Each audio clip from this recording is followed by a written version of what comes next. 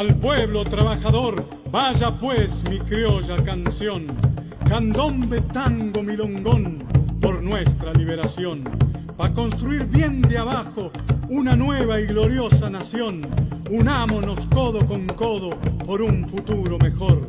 Obligados a volver, no es imposible, claro que no.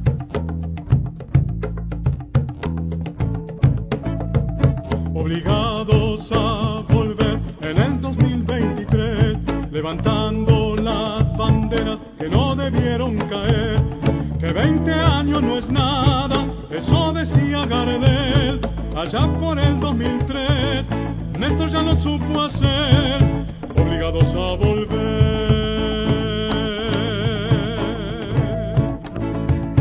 Retomemos el camino que ya conocemos bien, nada debemos temer de cara al amanecer. El pueblo nunca se raja, obligados a volver. Salud, trabajo y cultura, por supuesto educación, sin agachar la cabeza ante el fondo, no señor. Codo a codo por la patria venceremos, sí señor. Obligados a volver en el 2023.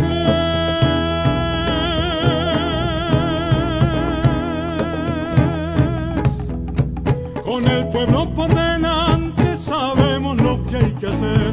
Por segunda independencia, obligados a volver. Obligados a volver, cumpliendo nuestro deber. En el 2023 sabemos lo que hay que hacer.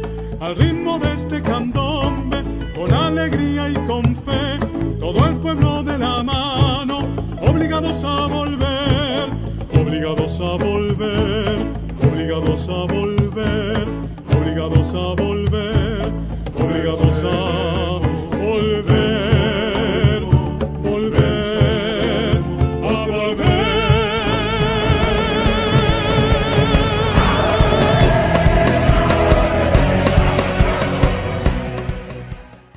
Hoy, 3 de mayo, damos comienzo al programa 429 de Obligados a Volver, programa que se transmite todos los miércoles a las 18 horas y los sábados a las 19 horas por nuestra página en Facebook, Obligados a Volver, programa radial. Obligados a Volver, un análisis de la realidad argentina y mundial, desde nuestra mirada, que es nacional, popular, democrática, feminista, latinoamericanista, ambientalista y plurinacional. Obligados a volver porque, como dijo el general San Martín, cuando la patria está en peligro, todo está permitido excepto no defenderla. Recordando y reivindicando nuestras consignas fundacionales. Lealtad a Perón, Cristina Conducción, a las que se agregan en la presente etapa las que enarbola el pueblo argentino: liberación o dependencia, patria sí, colonia no. Dirección: Norberto Raful y consejo de columnistas y asesores. Locución: quien les habla, Irene Ring. En la operación técnica, Nicolás Rearte.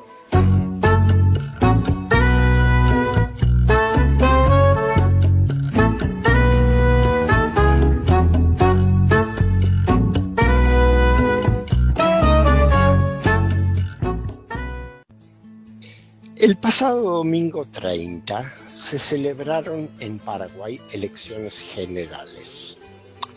Los grandes vencedores fueron el Partido Colorado con su candidato Santiago, apodado Santi Peña, y Cruzada Nacional, del ultraderechista paraguayo Cubas, llamado Payo, quien obtuvo el 23% de los sufragios. La gran perdedora, en tanto, fue la opositora Concertación Nacional, que con su candidato, el liberal Efraín Alegre, solo alcanzó el 27% de los votos. Sin embargo, quienes más perdieron fueron el Departamento de Estado y la CIA, que apostaron con fuerza al líder opositor para infringir una derrota al expresidente Horacio Cartes presidente del Partido Colorado y mentor de Santi Peña. Desde hace algunos años, el exmandatario fue denunciado por Washington como corrupto, se le prohibió la entrada a Estados Unidos y se procuró infructuosamente meterlo preso en Paraguay. Pero ya a fines del año pasado, venció a la lista del actual presidente, Mario Abdo Benítez, en la elección interna del Partido Colorado e impuso a su protegido Peña. Por cierto, Cartes es el líder del contrabando de cigarrillos, armas y drogas hacia Brasil y Argentina. Estrechamente vinculado con el primer comando de la capital y protegido por el ejército brasileño, el jefe colorado lava sus ganancias a través de bancos en Foz do Iguazú que transfieren el dinero a Nueva York y de allí de vuelta a Brasil y Paraguay, donde el fruto del crimen es enterrado en ladrillos.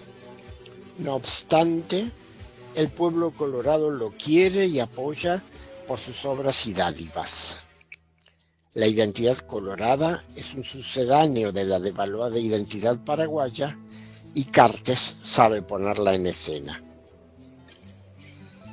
Mientras tanto, el durísimo golpe recibido en las urnas por la opositora Concertación comenzó a originar las primeras reacciones. La derrota de la variopinta alianza de partidos de centroizquierda, centroderecha y derecha, así como el éxito de la derecha antisistema, obliga a las fuerzas opositoras a reubicarse en el escenario político. Probablemente sobrevengan nuevos alineamientos. La política paraguaya sigue en ebullición y aún no ha encontrado sosiego. La enorme elección de este domingo le permitirá al Partido Colorado tener mayoría propia en el Senado, con 23 legisladores sobre un total de 45, y en diputados, con 47 oficialistas sobre 80. De los 17 departamentos, la oposición solo conquistó 2. La misma proporción se repitió en las elecciones municipales. Horacio Cartes se ha convertido en dueño y señor del poder entre el Paraná y el Paraguay. Cuando el próximo 15 de agosto Santi Peña asuma la presidencia, deberá convalidar su mandato creando trabajo, aumentando las exportaciones y combatiendo la inseguridad. Los 3 mayores desafíos.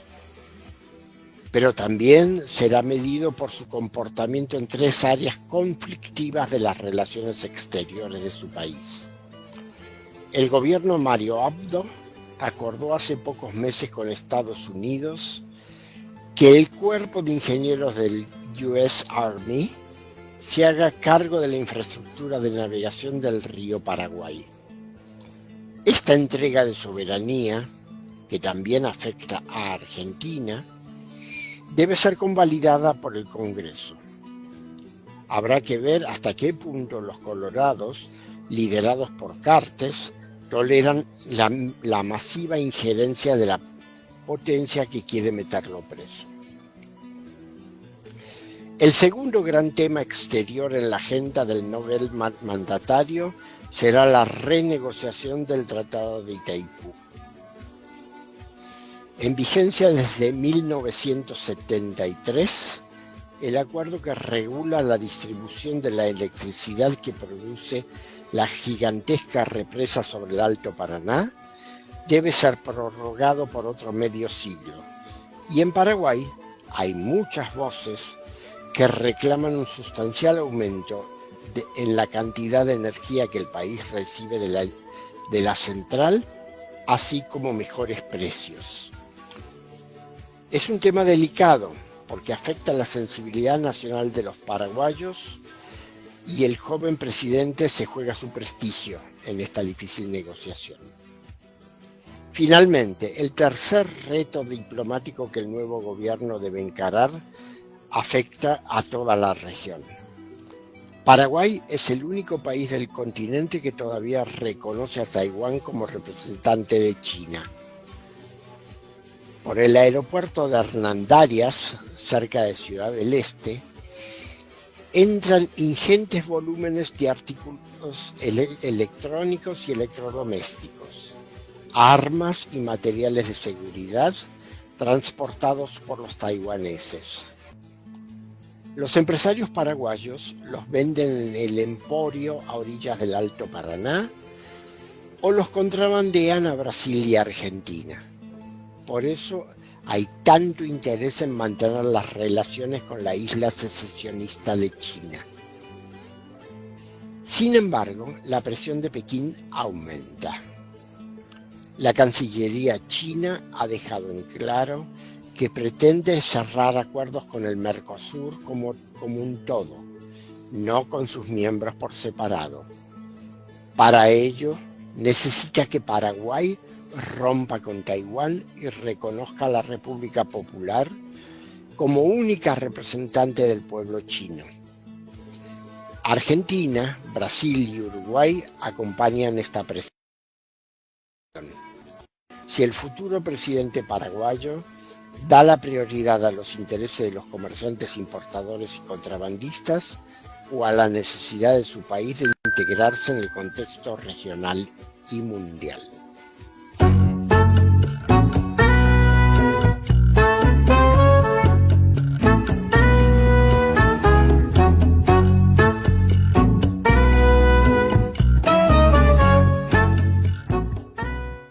Amigos, buenas tardes. Mi nombre es Fernando Isa, soy del segmento de Política Internacional, Palestina y Medio Oriente. Hoy vamos a compartir un mix de noticias procedentes de Medio Oriente, ya que las mismas ameritan poder comentarlas, aunque sea de manera sucinta. Son noticias realmente importantes dentro de la geografía de Medio Oriente. Por ejemplo, las elecciones que se van a desarrollar en Turquía el próximo 14 y 28 de mayo, eventualmente ante la posibilidad de una segunda vuelta, y son las elecciones que se van a realizar en el centenario de la República Turca. Hay una fuerte oposición al gobierno de Erdogan y se ha logrado una alianza de Kemaloglu entre la izquierda, los laicos y los nacionalistas. Asimismo también la oposición del Partido Justicia y Desarrollo y el Partido Popular Republicano. Buscan de alguna manera derrotar en las elecciones al presidente Erdogan, quien sigue sosteniendo como fuerte discurso político en las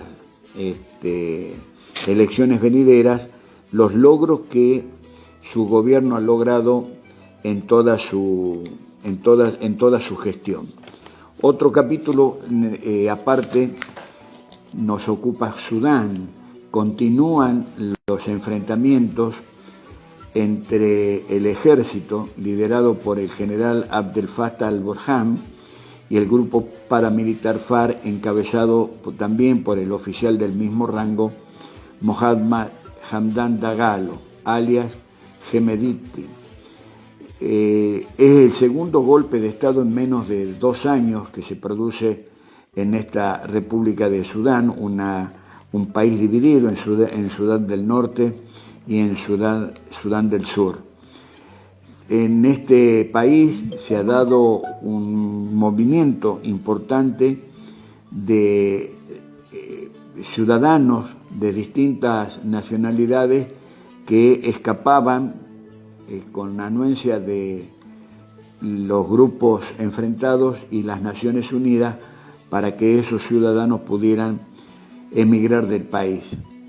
Una suerte de controversia importante a nivel político, inclusive a nivel interno, para lo que significa la Autoridad Nacional Palestina, son los refugiados palestinos que trataban de salir de de Sudán, y la embajada palestina en Jartum les negó la colaboración y les negó la entrada a la delegación diplomática.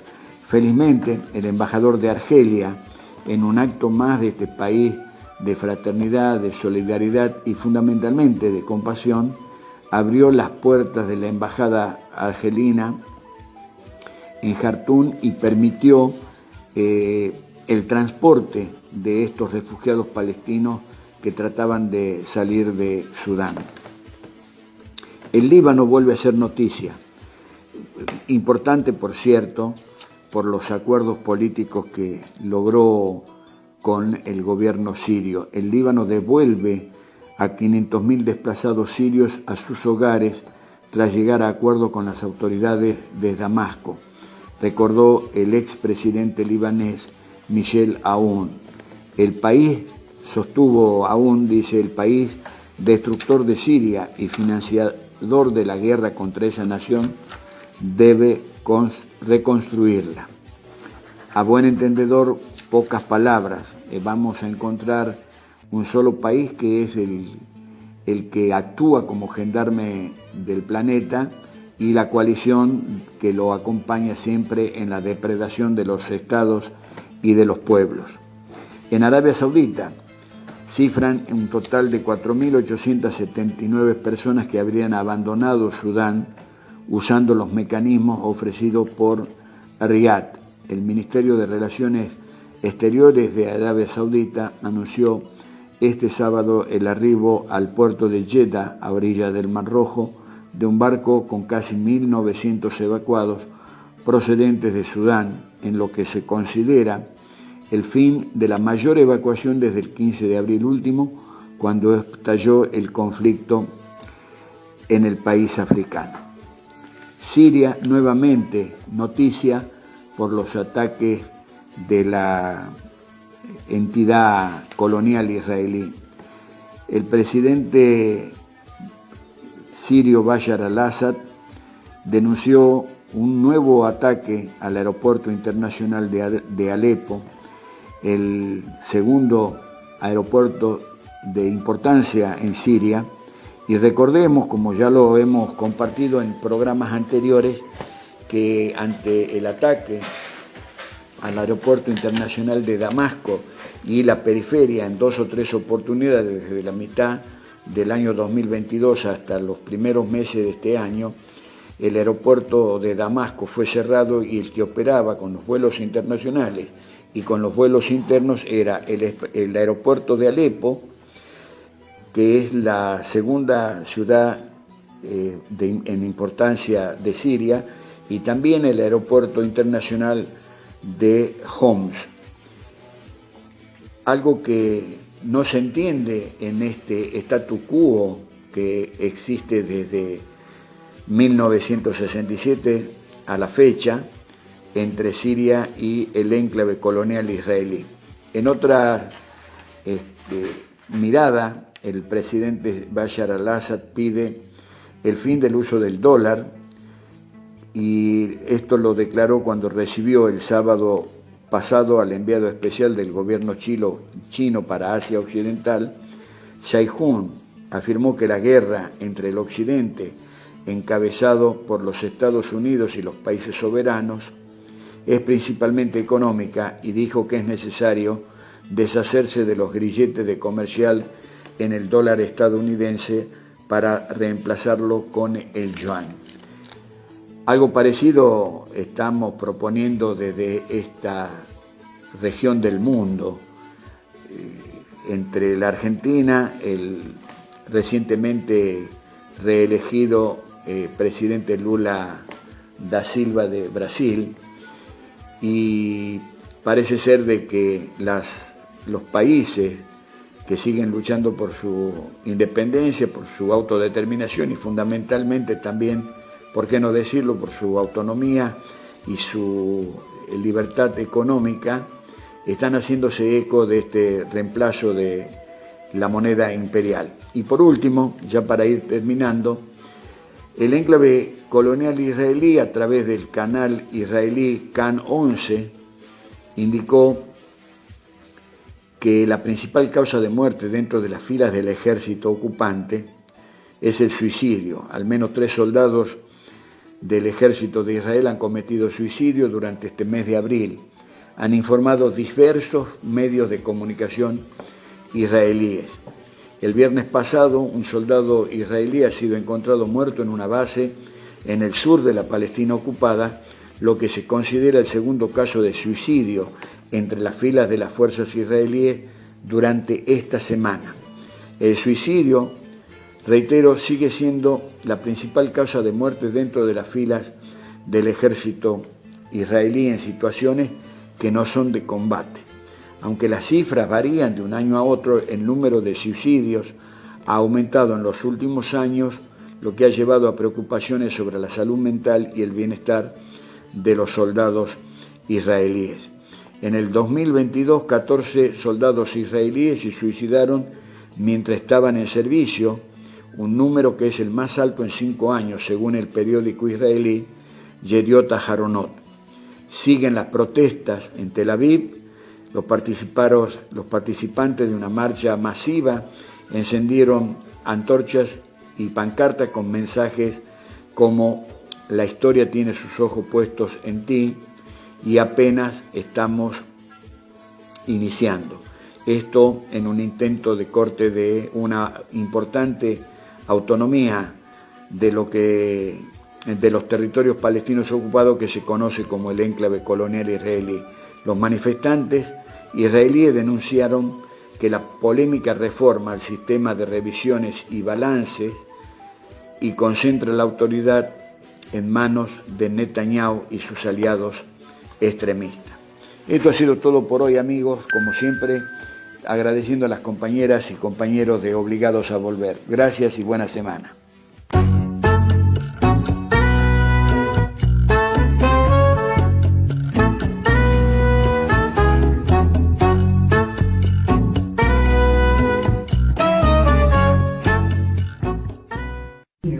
Oh, is this the lecture hall with Seymour Hersh? I'm looking for the one with Seymour Hersh because it's a policy and press hall event. So shouldn't we be talking about the Nord Stream since that's the biggest story of the century? And you guys, I'm sorry. I mean, you have the executive editor of the New York Times there who came out with a phony story to try and block Seymour Hersh. It's just kind of funny how that happened, I mean, did you even acknowledge Seymour Hersh? All of you are executive editors of papers that broke Pentagon, My Lai, Watergate. Is this the same papers or not? I mean, is there anything you've gotten right in the last 20 years, or am I mistaken about that? I mean, it's just kind of funny because Iraq, wrong. Syria, wrong. Russiagate, really wrong. Okay, I mean, the list goes on and on. So the last thing you could do to try and actually fix your reputation is acknowledge that through leaks, we had to find out that Zelensky was going to bomb Moscow on the anniversary. I mean, if you're so impartial, shouldn't you at least say, right, that Zelensky was going to bring us on the verge of World War III? That seems pretty fair. While Julian Assange rots in prison, all of you got, fat checks because he's in jail for doing your job. And you know what? Tucker Carlson ain't no Seymour Hersh, but he did something you guys are scared to do. Speak the truth and actually be critical of the war, which is why he was actually fired from Fox, because you are all cowards. Every single one of you. None of you have actually had any relevancy. And you know what? The mainstream press is now dying. Nobody's ever going to listen to you again. You have no credibility with the public. The only people who care about what you have to say are elite assholes who have nothing productive to say anymore. And it's dying off. So will you at least say something, either about Nord Stream or Ukraine or the fact that Zelensky brought us to the verge of World War III and the only reason we knew about that was through leaks? Go ahead. It's a free speech event, right? You guys are the press. Let's say something here. Mr. Khan, come on. You're the executive editor of the New York Times, I'm just trying to get into some good trouble here, man. Woo, listen, Karen, get out of my face for a second. I got to talk to these gentlemen. Okay. Well, I just want to hear what they have to say. Go ahead. I'm done. Wait your turn. You're not gonna tell to you. Come. Wait your turn. You could project if we I can't. would just say, I think it's important to hear everybody's point of view. Yeah. So, thank you. All right. I do think that we need to give our moderator a chance to ask other questions. We're on the verge of World War Some of III. the people in the audience also do so. Thank Let's you. go. Really, thank you. Say something about this bombing. We blew up the Nord Stream pipeline. Listen, don't stand there while there are people rotting in prison. Nobody said anything about Uhuru, right? The socialists who are in jail for being critical of this war. God damn it. Let's go. Let's go. At least say something about the people in jail for being critical of this war. They don't deserve to be in prison right now.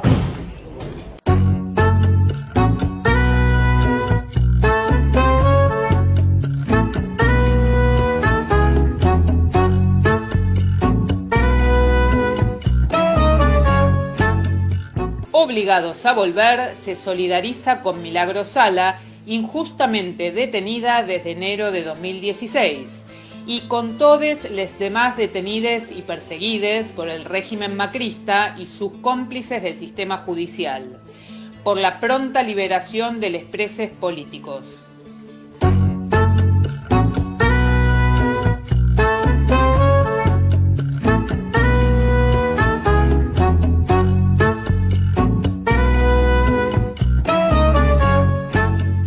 Vamos a compartir una reseña de Hugo Muleiro titulada "La prensa opositora apura la próxima corrida".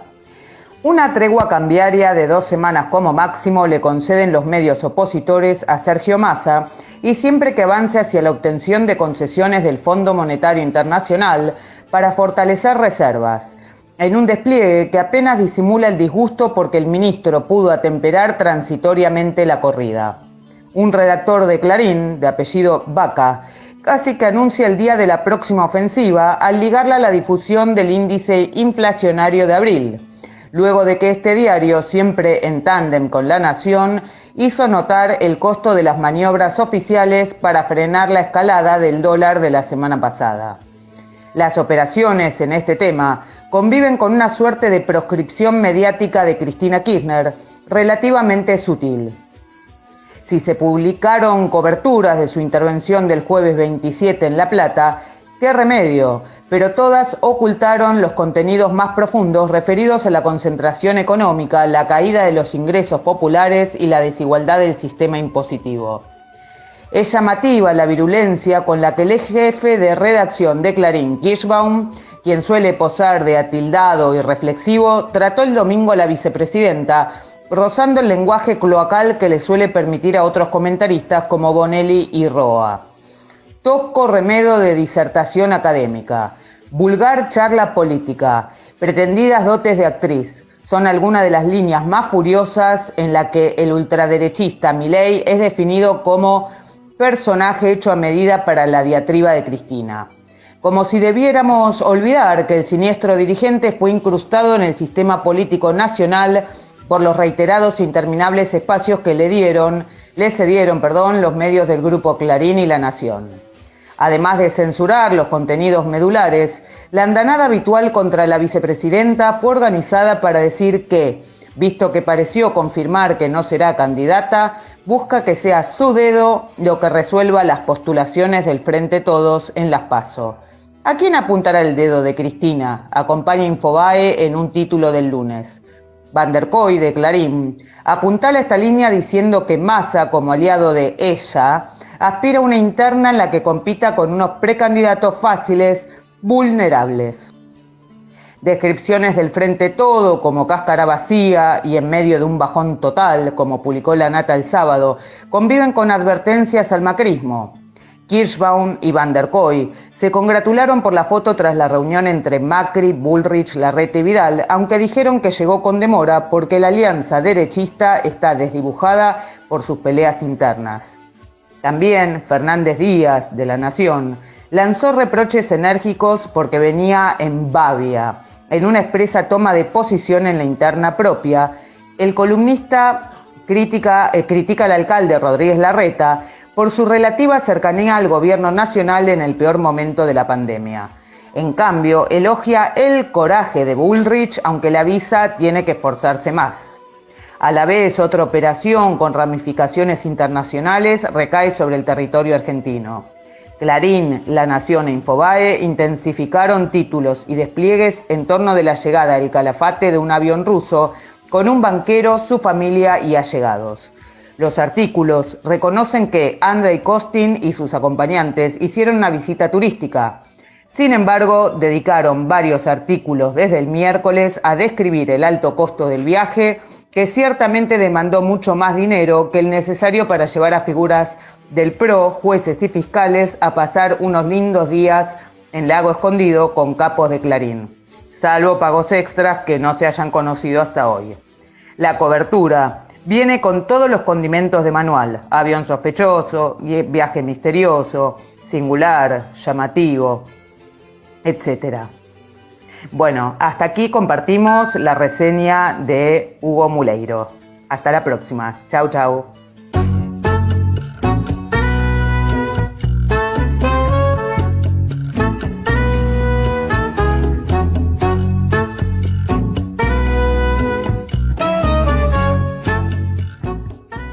Hola, soy Carlos Solubica y voy a hablar de la política nacional. En el momento de realizar esta grabación es el lunes 1 de mayo, Día del Trabajador, y el horario pasada las 17. La Argentina circular, un novedoso concepto que expuso Cristina en su último discurso, clase magistral, nunca empleado mejor el adjetivo magistral, dicho sea de paso. Significa, en sus propias palabras, la tendencia en el presente plagado de dificultades a volver a un pasado que fracasó y que puede comprometer el futuro de nuestro país. Dicen que el ser humano es el único animal capaz de tropezar 2 veces, o a veces más, con la misma piedra. Hoy se presentan como opción de cambio y transformación varios personajes que formaron parte de experiencias que terminaron de manera desastrosa para la Argentina. Patricia Bullrich, otrora fervorosa menemista, digamos para no retroceder mucho más en el tiempo, que con su costumbre de pegar saltos de un lugar político a otro sin ningún tipo de prurito, recaló en el gobierno de la Alianza con De la Rúa presidente y, como ministra de Trabajo, se ufanó de contribuir al ajuste brutal del gasto público con un recorte del 13% en las jubilaciones y los salarios de los empleados estatales. De la convertibilidad de Menem y Cavallo, terminó siendo parte del estallido de ese esquema tan ilusorio como perverso del 1 a 1 entre el dólar y el peso. Más reciente y conocido para todas y todos de cualquier edad es su participación como ministra de Seguridad, represora con gran saña y entusiasmo digno de mejor causa en el gobierno de Macri, hacedor entre varios otros logros nefastos del mayor endeudamiento externo de nuestra historia. Horacio Rodríguez Larreta, también menemista en sus primeros pasos en la política, igualmente devenido después funcionario de la Alianza de la Ruista, responsable al frente del PAMI, entre otras cosas, del suicidio de René Favalora. Horacio Rodríguez Larreta, luego mano derecha de Mauricio Macri, desde las primeras incursiones del hijo de Franco en la política. Gerardo Morales, otro integrante del infausto gobierno de Fernando de la Rúa, en su caso en el Ministerio de Acción Social, actual carcelero orgulloso de Milagro Sala y Capanga en Jujuy. Ricardo López Murphy, estrella fugaz de la gestión aliancista, eyectado del cargo de ministro de Educación antes de cumplir 2 semanas, luego de proponer, entre otros ajustes del gasto, el arancelamiento de la educación universitaria. Y por último, el inefable Javier Milei, sin historia en anteriores gobiernos conservadores o neoliberales, pero supliendo esa carencia en su currículum con una fervorosa adhesión al gobierno de Menem y Cavallo, el mejor de la historia según su particular visión. Además, proponiendo avanzar un paso más hacia el precipicio al hablar, en lugar de la convertibilidad del 1 a 1, de dolarización de la economía lisa y llanamente. Todos ellos, como bien dijo Cristina, fueron a rendir examen / pleitesía frente al establishment en el Hotel Yaoyao, peleando por mostrarse como el más atento y servicial a los apetitos voraces del poder económico. Tan exagerados fueron algunos en sus promesas que hasta lograron la hazaña de asustar a los empresarios menos obtusos, que vislumbraron una Argentina incendiada e ingobernable en caso de que llegaran a la presidencia Patricia Bullrich o Javier Milei. Lo más extravagante es que Bullrich, Rodríguez Larreta y Morales hablan de inflación desbocada, endeudamiento irresponsable, ingresos populares que no alcanzan para llegar a fin de mes, por mencionar algunas de las críticas furibundas que le hacen al gobierno del Frente de Todos, como si no hubieran sido parte ayer nomás del desastre que dejaron con el gobierno de Macri. Y salen a proponer, como solución mágica a los problemas que ellos generaron en buena medida, más de lo mismo que ya fracasó en el pasado reciente y en el no tan reciente.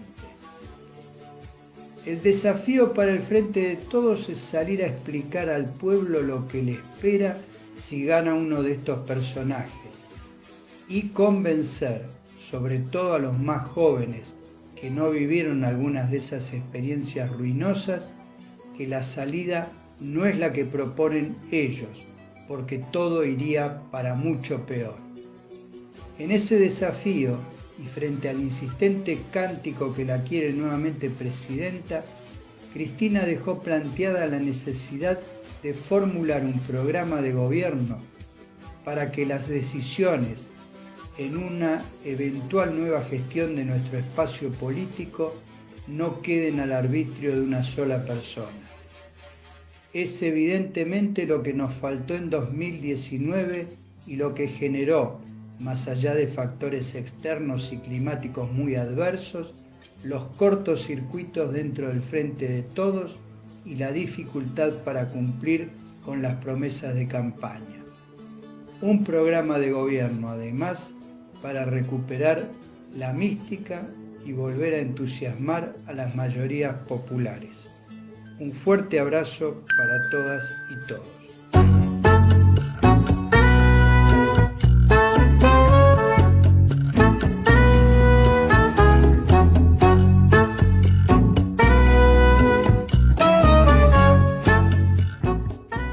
Buenas tardes a todos y a todas. Después de un tiempo volvemos con la columna de educación de la ciudad de Buenos Aires. La estrella sigue siendo la baja de presupuesto educativo y la subejecución presupuestaria. Este es un problema que se inició con el gobierno de Mauricio Macri y continuó con Rodríguez Larreta hace 16 años. Los problemas en infraestructura continúan: interrupción de los suministros de agua y electricidad, sectores de escuelas inhabilitadas, filtraciones, etc. Se suma la presencia de plagas, que no es nuevo, como alacranes y ratas. Parece algo que hemos normalizado. Hasta una rata mordió a un estudiante en la escuela técnica Luis Huergo del barrio de Caballito. Gracias a que la comunidad cortó la calle, se suspendieron las clases y se realizó una derratización. Esto no certifica que el problema se terminó. A esto se suma el cierre encubierto de instituciones educativas de nivel terciario, como el profesorado en letras del Instituto de Educación Superior número 2 Mariano Acosta, donde en la década del 30 estudió el gran escritor argentino Julio Cortázar. Digo encubierta porque permanece abierta, pero no se permiten nuevas inscripciones. Dentro de 4 o 5 años, la institución desaparece. Nada les importa, nada los detiene. Van por la Universidad de la Ciudad, ex Unicaba, que dicta algunas carreras de profesorado por la web, que no tiene presencialidad.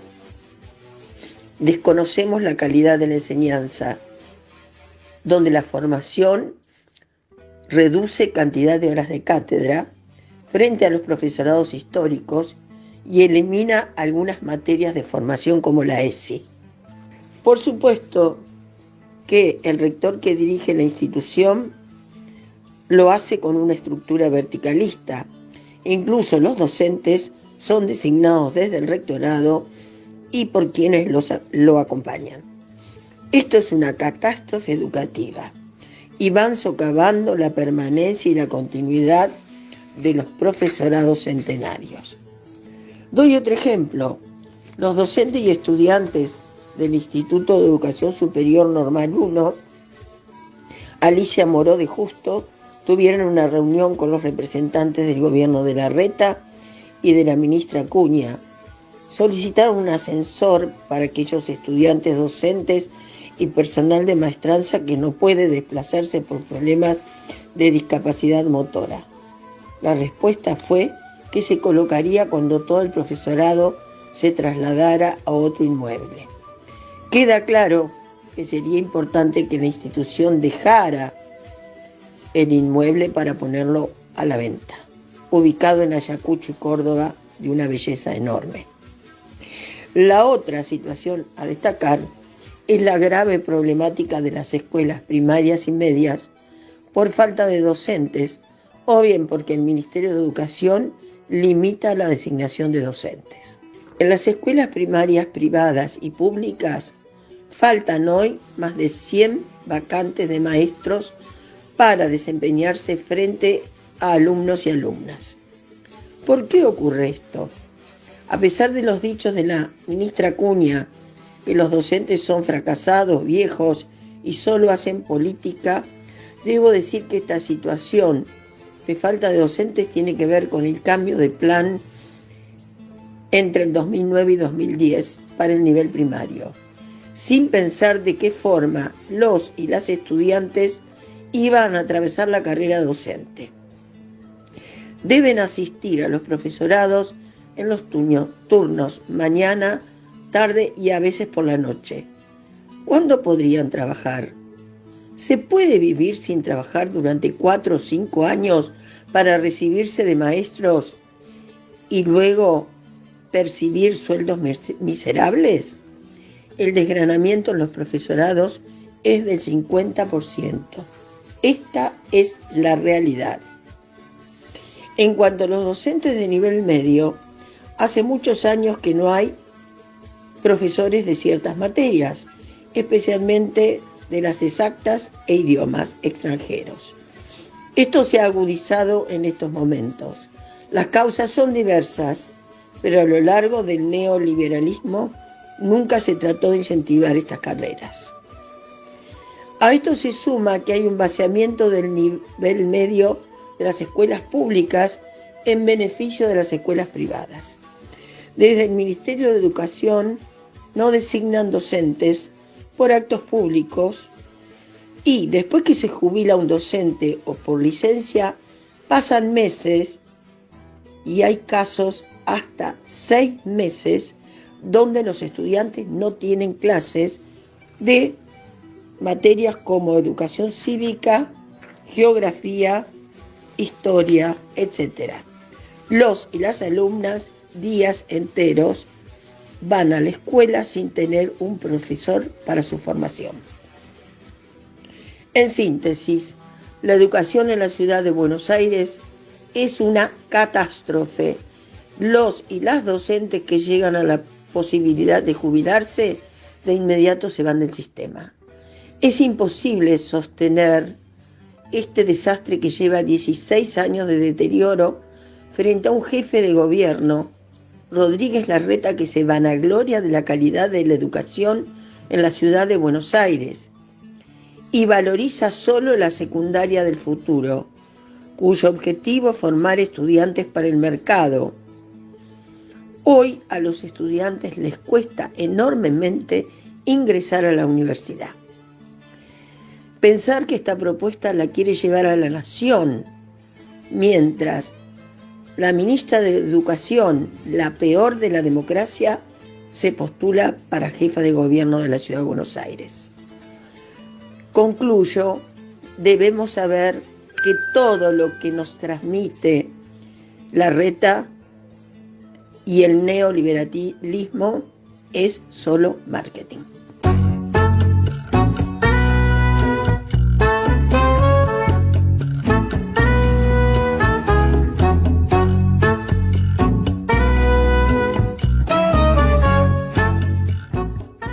El gobierno, ante la corrida cambiaria, tomó una serie de medidas, pero en realidad son muy menores al problema, porque ve la forma pero no la causa.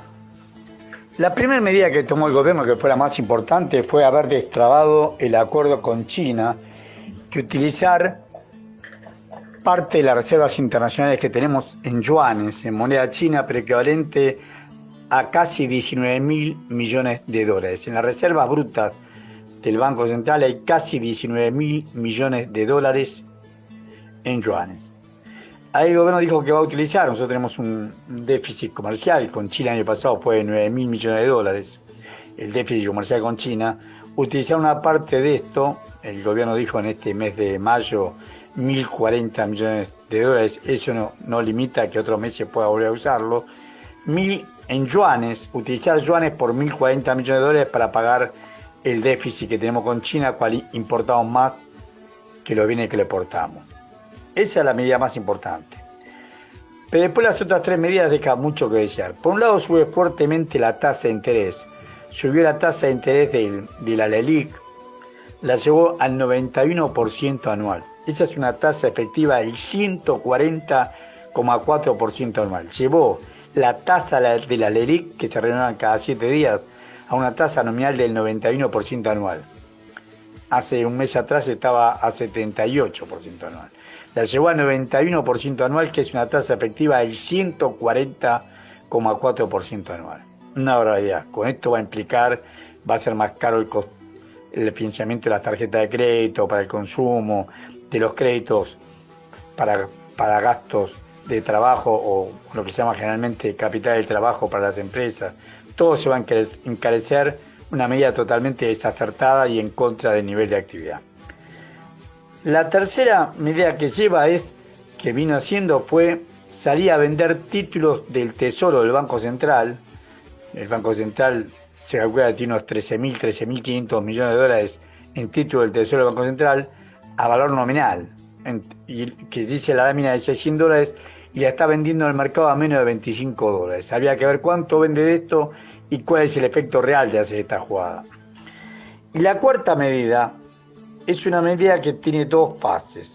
Una, y las dos tiene intervención la Comisión Nacional de Valores. Una, que todos aquellos operadores de bolsa, llámese Mercado Electrónico de Pago, MEP, o contado con liqui, que la diferencia es que se compra un título, una acción acá, en el mercado electrónico de pago se vende acá, en cambio en el otro se vende en el exterior.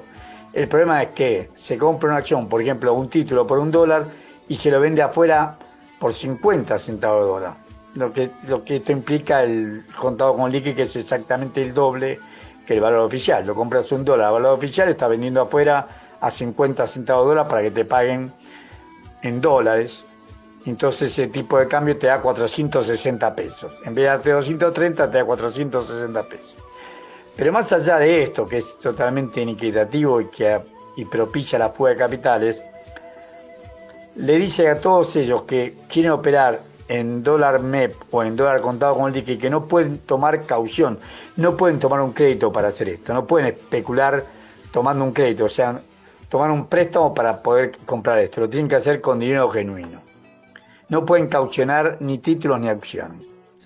Y la segunda medida reimplanta lo que se llama el dólar CENEBI, segmento de negociaciones bilateral. Ese segmento de negociación bilateral lo había tomado Guzmán en su momento y es necesario. ¿Por qué? Porque esto hace que las empresas que necesiten dólares no tengan que ir a pedirle dólares al Banco Central. Vayan a ese mercado, a ese dólar CENEBI y lo compren. Lo van a comprar más caro. Lo van a comprar a 440, 450, 460 pesos, seguro. Pero que se arreglen entre ellos. Vos necesitas dólares, querés comprar dólares, bueno, va a una empresa que te lo vende dólares, pero no participa en las reservas internacionales del Banco Central. ¿Por qué decimos esto? Porque el día viernes, este CENEBI sale con un decreto de hoy, pero el día viernes, 28 de abril, el Banco Central le vendió. El grupo Arcor tenía una obligación negociable para pagar de 160 millones de dólares. El 40% de esa suma se la pagó el Estado. El 60% la pagan ellos y el 40% se la paga el Estado. ¿Cómo se la paga el Estado? Van y compran al tipo de cambio oficial. Pagani, Arcor compró a 228 pesos con 50 centavos. A 228 pesos con 50 centavos compró el 40% de la deuda que tenía que pagar. De los 160 millones de dólares que tenía que pagar, la gente de Arcor Pagani le compró a 228 pesos con 50 centavos el 40% de esa suma. Son todas medidas de forma sino de fondo. La medida de fondo que tiene Argentina es suspender ya el acuerdo con el Fondo Monetario Internacional porque es incumplible. A esta triste situación llegamos porque trata de cumplir con un pago que no puede hacerlo porque tuvimos sequía. Le fueron a hablar al Fondo Monetario Internacional para que nos diera un crédito puente por la sequía y el fondo dijo que no. Y ahora siguen insistiendo en ver cómo le van a pagar. Lo que hay que hacer es suspender el pago con el Fondo Monetario Internacional, suspender todo pago con el Fondo Monetario Internacional y hacer ley el proyecto del senador Parrilli que dice que hay que investigar la deuda, que los que compraron dólares demuestren sus balances cómo hicieron para comprar esos dólares.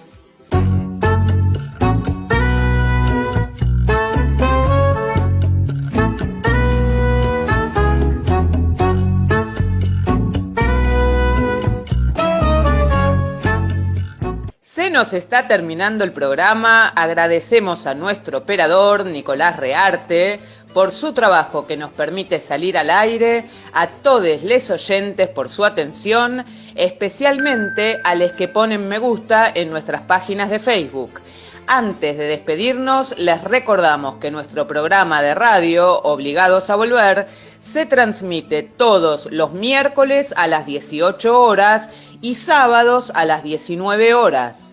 Y tenemos una nueva propuesta, la entrevista, un buceo sobre los orígenes y actividades actuales de las personalidades destacadas.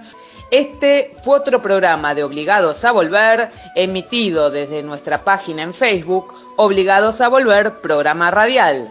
Volvimos, pero estamos obligados a seguir militando, porque la patria sigue estando en peligro. Por eso continuaremos con nuestra tarea, siguiendo el legado del Libertador San Martín.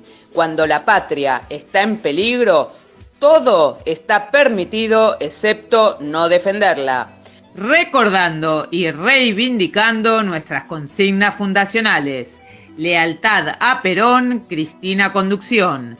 A las que se agregan en la presente etapa las que enarbola el pueblo argentino. Liberación o dependencia. Patria sí, colonia no.